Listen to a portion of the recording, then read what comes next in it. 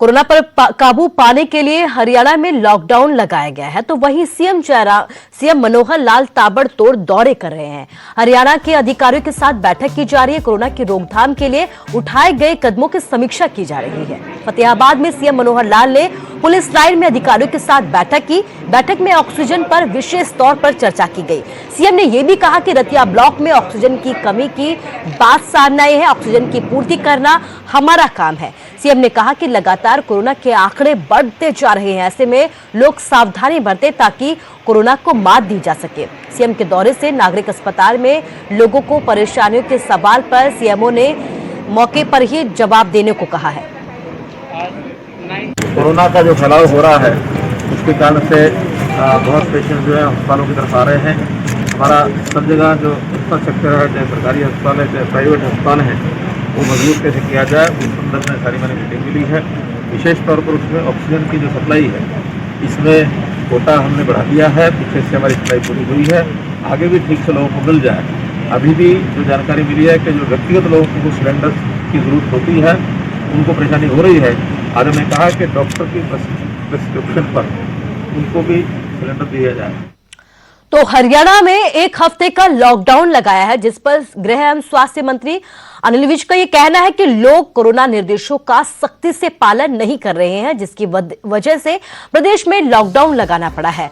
पिछले कई दिनों से प्रदेश में कोरोना संक्रमण में जिस तरीके से भारी उछाल आया है, रोजाना 15,000 के करीब केस सामने आ रहे हैं। लिहाजा कोरोना की चेन को तोड़ने के लिए लॉकडाउन लगाना पड़ा है। विज ने यह भी साफ किया है कि प्रदेश में ऑक्सीजन की कमी है। हरियाणा में 300 मीट्रिक टन ऑक्सीजन की जरूरत है, जबकि उन्होंने 252 मीट्रिक टन ही ऑक्सीजन मिल रही है।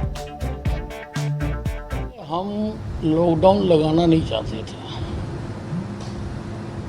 हम चाहते थे कि लोग कोरोना के जो नियम हैं उनका पालन करें, लेकिन सभी कदम उठाने के बावजूद भी लोगों ने कोरोना के नियमों की पालना नहीं की, जिसकी वजह से संक्रमण बहुत तेजी से बढ़ा। आज एक्टिव मरीज 1 लाख से ज़्यादा हैं और लगभग 15,000 मरीज रोज जुड़ रहे हैं। इसलिए मजबूर होकर इस चेन को तोड़ने के लिए हमने ये लॉकडाउन लगाया है। तो कोरोना के चलते हिमाचल में स्कूल कॉलेजों की परीक्षाओं को स्थगित कर दिया गया है। शिक्षण संस्थान 15 मई तक बंद किए गए हैं, मगर राज्य सरकार 10वीं और 11वीं के छात्रों को प्रमोट करने पर विचार कर रही है। इसको लेकर अभिभावकों और शिक्षकों के सुझाव लिए जा रहे हैं। इस बाबत शिक्षा मंत्री गोविंद सिंह ठाकुर का यह कहना है कि 10वीं और 11वीं के छात्रों को प्रमोट करने के फैसले पर कैबिनेट में चर्चा की जाएगी।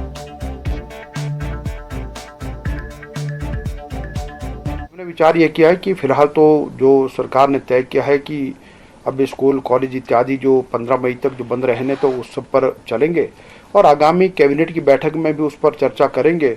और अभी तक यह है कि 10वीं और +1 के बारे में तो ये विचार है कि उनको हम प्रमोट करने की दिशा में विचार करेंगे और लोगों से भी सुझाव भी आमंत्रित किए जा रहे हैं और फिर उसके आधार पर +2 का पेपर हम कैसे कर पाएंगे उस पर कुछ सुझाव भी ले रहे हैं, तो अभी देखेंगे। लेकिन इतना जरूर है कि परीक्षा से काफ़ी दिन पहले इसकी सूचना सभी को दे देंगे ताकि बच्चों को पढ़ाई का मौका भी मिल सके। तो कोरोना महामारी के दौर में देश भर में ऑक्सीजन को लेकर हाहाकार मचा हुआ है। वहीं रसूखदार अपने घरों के लिए ऑक्सीजन को स्टोर करके रख रहे हैं। ये हमारा कहना नहीं है, ये कहना है कांग्रेस पार्टी के विधायक नीरज शर्मा का, जिन्होंने फरीदाबाद के सेक्टर 31 में बने एक गोदाम पर रेड की है। यहां पर उन्होंने भारी मात्रा में भरे हुए ऑक्सीजन सिलेंडर बरामद किए हैं। और कैमरा चालू है ना आपका, और यहीं दिखाऊंगा, यहीं खड़ी थी। कत्ल हो जाएंगे तो ऐसे पता नहीं कितने डेली ये गड़बड़ घोटाले कर रहे हैं। जिनको जरूरत है उनको सिलेंडर मिल नहीं रहे और हम कई दिन से लगे पड़े थे। हमने अपने लोगों का जाल बिछा रखा था, कहाँ कालाबाजारी हो रही है कहाँ नहीं हो रही है। हम 2 दिन पहले भी गए थे एक सपोर्ट पे, वहाँ में सिलेंडर नहीं मिला। आज सौरभ भारद्वाज जी वॉइस ऑफ फरीदाबाद से लाइव कर रहे थे, हमने देखा देखते के संग हम तुरंत यहाँ आए और यहाँ 50 से ज़्यादा सिलेंडर पड़े हुए हैं। और सबसे बड़ा प्रश्न, ये आप अपना कैमरा पीछे करिए, इस गोदाम के अंदर सीसीटीवी कैमरा लगा हुआ है और इस गोदाम वाले ने सोनू लड़का जो कि सिलेंडर के लिए आया था, उसके कहने लगा जी हम तो आते इसको पहचानते नहीं, तो दूसरे ने कहा कि सीसी कैमरे में पता लग जाएगा। इसका मतलब इनका सीसी कैमरा काम भी कर रहा है और उस सीसी कैमरे में सारा रिकॉर्ड है। ये बात 50 सिलेंडर की नहीं है, इस एक गोदाम से हजारों सिलेंडरों की हेरा फेरी हुई है और ये 1000 सिलेंडर नहीं हो सकते, ये 1000 जिंदगियां हैं आज की तारीख में। और अब खबर पानीपत से है। पानीपत में आए दिन ऑक्सीजन की समस्या के चलते कोरोना काल में मरीजों के साथ उनके परिजनों को भारी परेशानियों से गुजरना पड़ रहा है। ताजा मामला पानीपत के सोनोली रोड पर स्थित हैदराबादी अस्पताल का है, जहां मरीजों के परिजनों को ऑक्सीजन समाप्त होने की सूचना दी गई और यह कहा गया कि अस्पताल में कुछ ही वक्त के लिए ऑक्सीजन बची है, जिसके बाद परिजनों के माथे पर चिंता की लकीरें खिंच गई। परिजनों ने अस्पताल पर उन्हें गुमराह करने का आरोप भी लगाया है।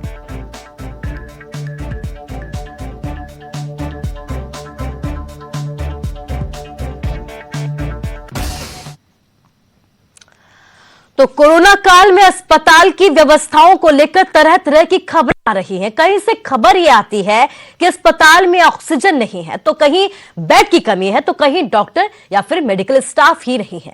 ताजा खबर हिमाचल के धर्मशाला से है, जहां जोनल अस्पताल के डॉक्टर्स पर कई तरीके के आरोप लगाए जा रहे हैं।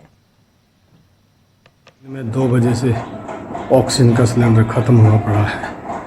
अभी शाम के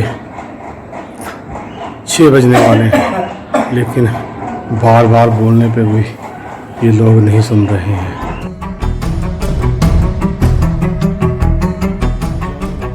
धर्मशाला का जोनल अस्पताल फिर विवादों में है। इस बार विवाद की वजह कुछ वायरल वीडियो है। ये वीडियो अस्पताल की व्यवस्थाओं के बारे में। वीडियो में अस्पताल के मरीज जो कोरोना से अपना इलाज करवाने यहाँ भर्ती हुए हैं, ये वीडियो उनका बताया जा रहा है।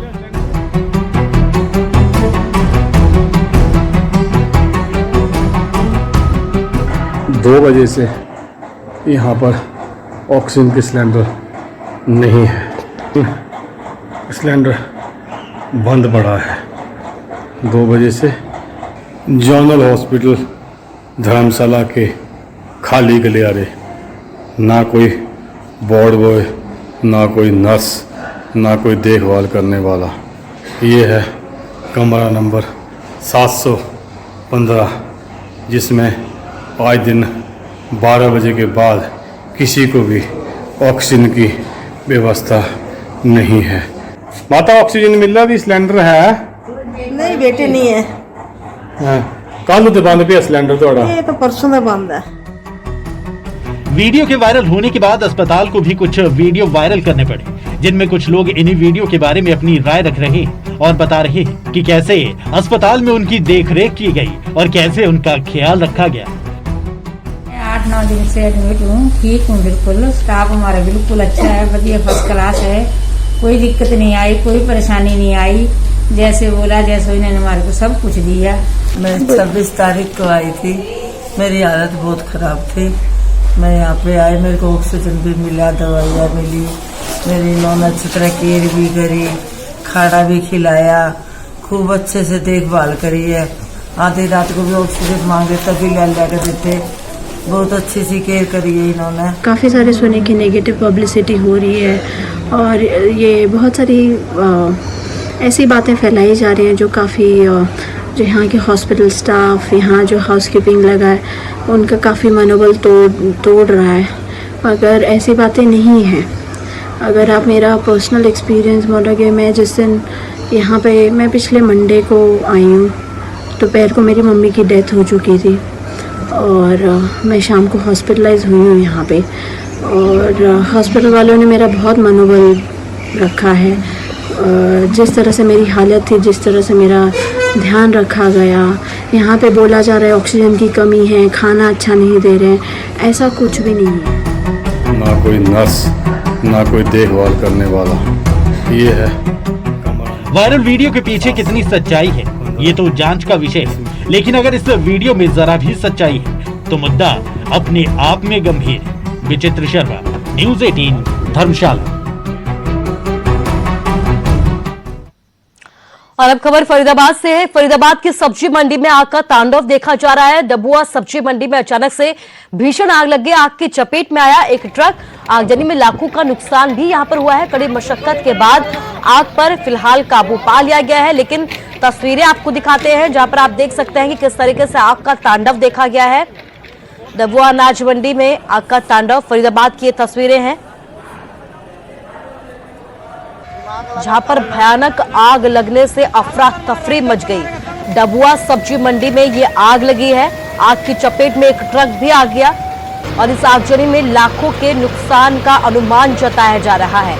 आग कैसे लगी है फिलहाल इसकी जानकारी नहीं मिल पाई है। अफरा तफरी मचने के बाद जानकारी दमकल विभाग को दी गई। दमकल विभाग ने मौके पर पहुंचकर फिलहाल के लिए आग पर काबू पा लिया है, लेकिन तस्वीरें आपको दिखा रहे हैं फरीदाबाद की, जहां पर आप देख सकते हैं कि किस तरीके से आग ने यहां पर तांडव मचाया और इस आग के तांडव में यहां पर एक ट्रक भी इसकी चपेट में आ गया है। दमकल विभाग सूचना मिलते ही मौके पर पहुंचा और आग पर फिलहाल काबू पा लिया गया है, लेकिन आग कैसे लगी इसकी जानकारी नहीं मिल पाई है।